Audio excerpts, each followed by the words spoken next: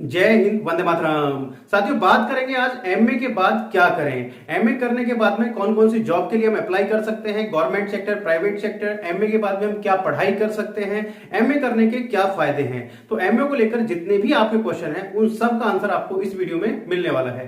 तो यदि आप भी जानना चाहते हैं एमए के बारे में तो वीडियो में अंत तक बने रहिएगा। और यदि आप चैनल पर नए हैं और आपने अभी तक चैनल सब्सक्राइब नहीं किया है तो सबसे पहले चैनल सब्सक्राइब कर लीजिएगा, बेल आइकन को प्रेस कर लीजिएगा, क्योंकि मैं आपके लिए इसी तरीके की इन्फॉर्मेटिव वीडियो लाता रहता हूं। तो साथियों, बात करते हैं एमए कोर्स के बारे में। तो एमए यानी कि मास्टर ऑफ आर्ट, जो कि आप किसी भी एक सिंगल सब्जेक्ट से अपना पोस्ट ग्रेजुएट करते हैं। यानी कि एमए आप अपना किसी भी एक सब्जेक्ट से करते हैं, फिर चाहे आप हिंदी से, इंग्लिश से, हिस्ट्री से, ज्योग्राफी से, मैथ से, किसी भी एक सिंगल सब्जेक्ट से आप अपना एमए कोर्स कर सकते हैं।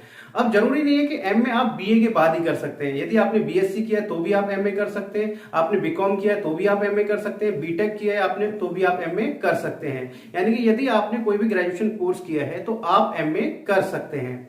अब एमए करने के फायदे क्या हैं उसकी हम बात करते हैं। साथियों, पढ़ाई की यदि हम बात करें कि एमए के बाद आप क्या क्या पढ़ाई कर सकते हैं, पढ़ाई करने के क्या फायदे हैं, तो उसकी बात करते हैं। जैसे आपने एमए अपना कंप्लीट कर लिया है तो अब आप क्या कर सकते हैं, डायरेक्ट एमए के बाद पीएचडी कर सकते हैं। पहले क्या करना होता था, एमए के बाद में हमें एमफिल करना होता था, लेकिन अब एमफिल को हटा दिया गया है जब से नई शिक्षा नीति लागू हुई है। अब आप क्या कर सकते हैं, डायरेक्ट एमए के बाद में पीएचडी कर सकते हैं। हाँ, उसके लिए जो कंडीशन है, जो रूल रेगुलेशन है, वो जरूर आपको फॉलो करने होंगे। जैसे कि आपका पीएचडी के लिए आपका जो 55% आपके मार्क्स होना अनिवार्य है, जो आपने पीजी कोर्स किया है। उसके साथ साथ आपने जिस सब्जेक्ट से अपना एमए कंप्लीट किया है उसी सब्जेक्ट से आप अपना क्या करेंगे, रिसर्च करेंगे, पीएचडी करेंगे।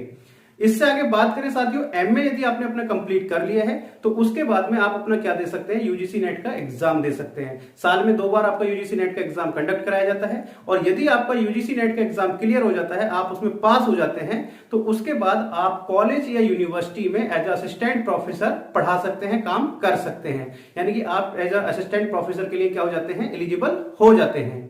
और साथ के साथ आप यदि यूजीसी नेट में अपना अच्छा स्कोर कर लेते हैं तो आपको जेआरएफ मिल जाता है, जूनियर रिसर्च फेलोशिप। यानी पीएचडी करने के लिए, रिसर्च करने के लिए आपको पैसे मिलने लगते हैं पर मंथ के, जिससे आप अपना पीएचडी कर सकते हैं किसी भी स्टेट या सेंट्रल गवर्नमेंट यूनिवर्सिटी से जहां पर आपके सब्जेक्ट की सीट वैकेंट है, तो वहां से आप पीएचडी कर सकते हैं। तो साथियों, ये तो थे आपके पीएचडी के, यानी कि एमए के बाद में आप क्या क्या कर सकते हैं, पीएचडी कर सकते हैं, आप डबल एमए भी कर सकते हैं। यदि आपके मार्क्स कुछ कम रह गए हैं और दोबारा से आप एमए करना चाहते हैं तो दोबारा एमए कर सकते हैं, किसी दूसरे सब्जेक्ट से आप एमए कर सकते हैं, क्योंकि एमए एक सिंगल सब्जेक्ट से होता है। तो यदि आपने हिंदी से एमए कर लिया है, वो आपका मन है कि आप संस्कृत से करें, इंग्लिश से करें, तो आप दूसरे सब्जेक्ट से भी आप एमए कर सकते हैं।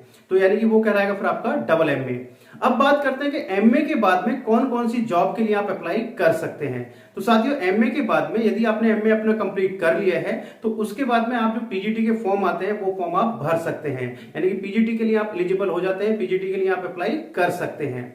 इसके बाद में यदि आपने एमए कंप्लीट कर लिया है तो एमए के बाद में जो पोस्ट ग्रेजुएशन के लिए जितने भी फॉर्म आते हैं टेक्निकल को छोड़कर, वो भी आप अप्लाई कर सकते हैं।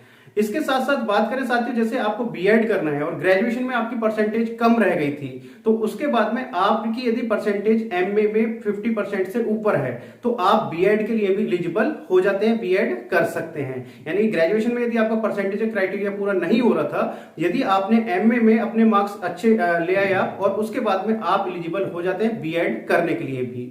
इससे आगे बात करें साथियों, यदि आपको आगे अपनी बड़ी पोस्ट पर जाना है, तो जैसे आपने एमए अपना कंप्लीट कर लिया है और बीएड भी आपका कंप्लीट हो गया है, तो उसके बाद में आपको टीचिंग का भी एक्सपीरियंस है, आप पढ़ा रहे हैं, तो आप एज अ प्रिंसिपल की पोस्ट के लिए भी अप्लाई कर सकते हैं। जैसे अभी केंद्रीय विद्यालय में वैकेंसी निकली हुई है, तो वहां पर आपका पीजी कंप्लीट होना चाहिए, यानी कि एमए कंप्लीट होना चाहिए, साथ के साथ आपका बीएड भी होना चाहिए, और उसके बाद में आपका यदि 8 साल का एक्सपीरियंस है तो डायरेक्ट आप प्रिंसिपल के पोस्ट के लिए अप्लाई कर सकते हैं।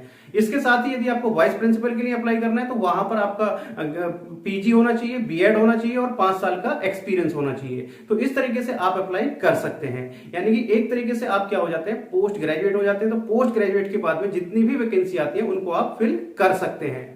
तो साथियों, ऑलमोस्ट मैंने सब सारी चीजें आपको क्लियर कर दी हैं। यदि अभी भी आपको कोई डाउट या क्वेश्चन रह गया है तो आप मेरे से कमेंट बॉक्स में पूछ सकते हैं। मैं जितने जल्द से जल्द होगा उसका आंसर या शॉर्ट बनाने की पूरी कोशिश करूंगा। तो चलिए साथियों, मिलते हैं आपसे नेक्स्ट वीडियो में कुछ नई इंफॉर्मेशन के साथ। तब तक के लिए जय हिंद, जय भारत।